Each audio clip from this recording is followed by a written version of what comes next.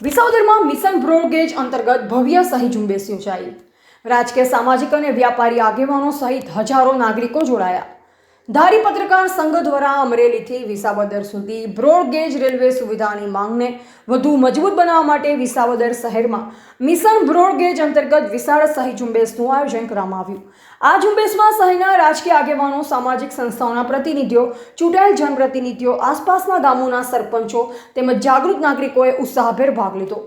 સહી ઝુંબેશ દરમિયાન માજી ધારાસભ્ય હર્ષદભાઈ રીબડિયા, ચેમ્બર ઓફ કોમર્સના પ્રમુખ દિલીપભાઈ, નયનભાઈ જોશી સહિત વિવિધ સામાજિક સંસ્થાના આગેવાનો દ્વારા વિસાવદર રેલવે સ્ટેશન ખાતે રેલવે અધિકારીને આવેદનપત્ર પાઠવવામાં આવ્યું।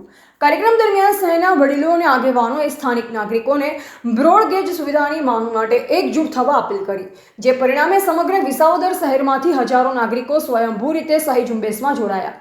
આ પ્રસંગે સામાજિક આગેવાનોએ જણાવ્યું કે તેઓ દ્વારા અગાઉ પોતાના વિસ્તારોમાં પણ સહી ઝુંબેશ યોજવામાં આવી, જે કામગીરીને ધારી પત્રકાર સંઘે આવકારી। ધારી અને ચવાલાના જાગૃત વેપારી આગેવાનો પણ આ સહી ઝુંબેશમાં સહભાગી થવા માટે વિસાવદર પધાર્યા। ઉલ્લેખનીય છે કે અમરેલીથી વિસાવદર સુધી બ્રોડગેજ રેલવે સુવિધાની લાંબા સમયથી રાહ જોતી જનતા આ અભિયાનમાં ઉત્સાહપૂર્વક જોડાઈ।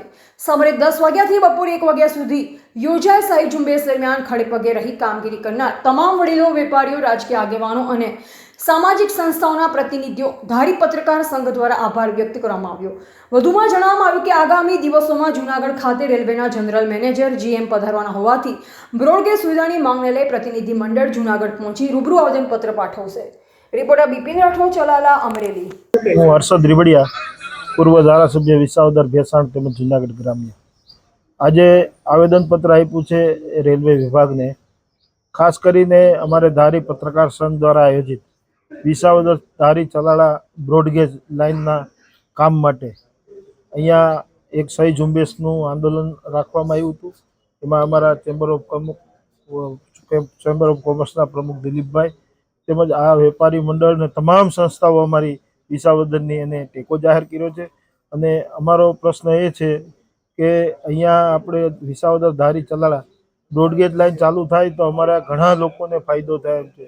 છેવાડાનો ગરીબ માણસને પણ સપનું છે કે વિસાવદરથી સુરત જવું, વડોદરા જવું, બોમ્બે જવું, એ સપનું સાકાર થાય એના માટે ટીમ પત્રકાર સંઘે જે આવેદનપત્ર માટેની આજની આ ગોઠવણી કરી છે એને હું ખૂબ ખૂબ બિરદાવું છું। અને આ લોકોના હિત માટેનું આંદોલન એમાં આજે અમે આવેદનપત્ર આપ્યું છે માન્ય સ્ટેશન માસ્તરને, રેલવે વિભાગને, પણ આગામી સમયમાં જ્યાં જવું પડશે ત્યાં એની સાથે રહી તમામ બંને સાંસદોને પણ વાત થઈ છે કે તમારે પણ સાથે રહેવું જોશે।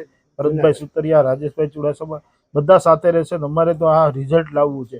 અને ખૂબ ખૂબ ધન્યવાદને પાત્ર છે પત્રકાર સંઘ ધારી ચલાળા વિસાવદર કે આ બિનરાજકીય આંદોલન છે એનું 100% મને ખબર છે રિઝલ્ટ મળશે।